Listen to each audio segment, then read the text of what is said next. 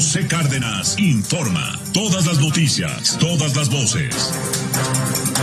Sí, hace un momento bromeábamos sobre Marcelo Ebrard, que si se va Marcelo, pero no, se refería a Alfredo Domínguez Muro, a Marcelo, el brasileño del Real Madrid, que se va también de la Casa Blanca. No, el Marcelo nuestro, el de acá, el de Chilangolandia, el que fue jefe de gobierno, tan cuestionado últimamente, en fin, por todo lo que usted sabe. Hoy le preguntaron en una rueda de prensa, estaba hablando sobre los peritajes de la línea 2, etcétera, y también alguien le preguntó sobre la sucesión para el 2024. Y Marcelo Ebrard dice que sobre sus aspiraciones presidenciales, que le preguntaron si se verían afectadas por el dictamen de la línea 12 del metro, y el secretario de Relaciones Exteriores explicó que por el momento se concentra en cumplir con su encargo. O sea, le dio la vuelta a la pregunta, le hizo ole al toro, le pasó el capote, no sé qué diría Cardona, qué suerte taurina, de cuál suerte taurina echó mano, pero ignoró la embestida del toro. Mire, yo me estoy concentrando en mi trabajo. Para mí, ese tema es un tema que está muy lejos todavía y habrá que ver cómo sucede. No me anima o no es lo que guía mis tareas. Siempre me dicen que tengo esa aspiración y que es lo que explica mis acciones, pero como usted ve, y lo acabamos de ver ahorita, pues lo que yo trato de ser y he sido es un servidor público eficaz, eficiente, y eso es mi tarea. Ya el 24 está muy lejos, no es lo de hoy. Está muy lejos el 24, no lo veo todavía. ¿Qué opina Alfonso Zárate, periodista? El maestro Zárate escribe Los usos del poder y los comenta también aquí con nosotros los jueves. Él es presidente de Grupo Consultor Interdisciplinario, GCI, desde hace ya casi 2 décadas, una firma especializada en estrategia y comunicación política. Alfonso, te saludo como siempre con mucho gusto. ¿Te parece muy prematuro todo esto? Porque surge con mucha intensidad en estos días este viejo tema de la sucesión presidencial, quizá pues esto influido por las implicaciones del desastre de la estación Olivos del Metro, de la L12, sobre los 2 principales prospectos de Morena, el canciller Ebrard, precisamente, la jefa de gobierno, Claudia Sheinbaum, pero también parece que ese adelanto en la lucha sucesoria está introduciendo tensiones dentro del propio gabinete presidencial. Incluso se comenta en la revista digital MX, dirigida por Rogelio Cárdenas Estandía, director general.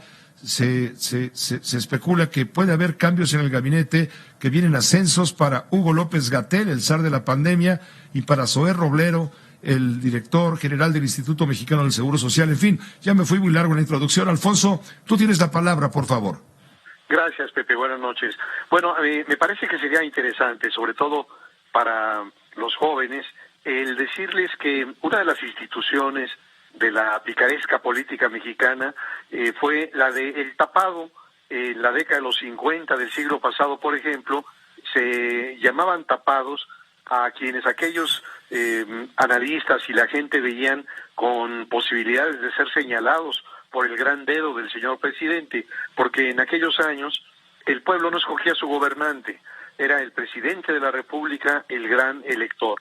Y me gustaría recordar una frase de don Adolfo Ruiz Cortines, que decía, de manera de justificación de esta facultad presidencial, lo siguiente: corresponde al presidente de la República la grave responsabilidad de interpretar lo que quiere el pueblo de México. Entonces, de esa manera, don Adolfo, el viejo, justificaba esa atribución, pues verdaderamente arcaica, que venía, digamos, de 2000 años atrás, en la Roma imperial, en donde el gobernante que salía heredaba y decidía quién sería su sucesor. Sin embargo, este fenómeno del tapado tenía ciertas reglas. Una primera regla es que solo el presidente de la República definía los tiempos. La segunda era que para ser papa era preciso ser cardenal, es decir, que tenía que ser un miembro del gabinete. No jugaban los gobernadores, no jugaban los legisladores. La tercera regla era la de el silencio. El escogido debía guardarse, taparse, hasta que el partido o uno de los líderes de los sectores, que generalmente era don Fidel Velázquez, se pronunciara por el bueno.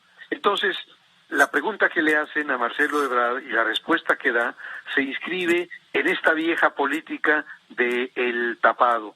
El decir no es el momento adecuado, no son todavía los tiempos, pero como lo señalabas, Pepe, yo creo que en muy buena medida el desastre en la estación Olivos del metro de la Ciudad de México ha generado una serie de cuestionamientos sobre responsabilidades muy graves en la muerte de 26 personas, y desde luego hay opiniones que dicen que esto es un problema de orden estructural que tiene que ver con la planeación, el diseño, la construcción, la prisa, corrupción, y eso interpelaría desde luego al canciller. Y hay otros que dicen, bueno, no, porque al final de cuentas se le entregó la obra y lo que siguió fue un mantenimiento precario, quizá en la administración de Mancera y en los 2 años y medio de la administración de Claudia Sheinbaum.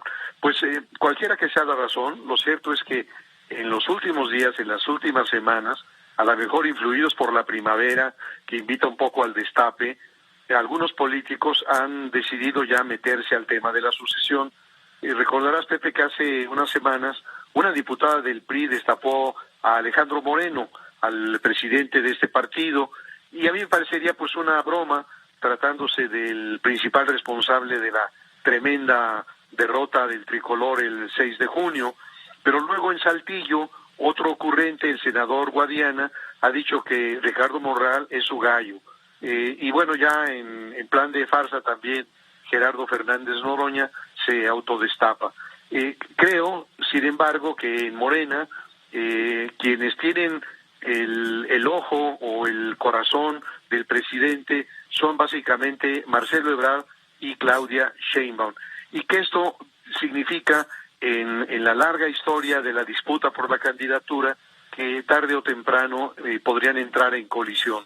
Y entonces es interesante que el presidente en una mañanera muy reciente haya agregado a Tatiana Cloutier, a Esteban Moctezuma y a Juan Ramón de la Fuente. Así que, pues, sí estamos muy adelantados. No es la primera vez, Pepe. Recordarás que en 1997, a los pocos días de haber terminado la elección intermedia, el entonces gobernador de Guanajuato, Vicente Fox, anunció que iniciaba la lucha por la candidatura presidencial del PAN. Y es muy simpático porque cuando 2 periodistas le preguntan, uno era Ciro Gómez Leiva, el otro era Hinojosa, ¿por qué la premura? La respuesta de Fox, muy en su lenguaje, fue: porque buscar la presidencia no es enchilame la otra.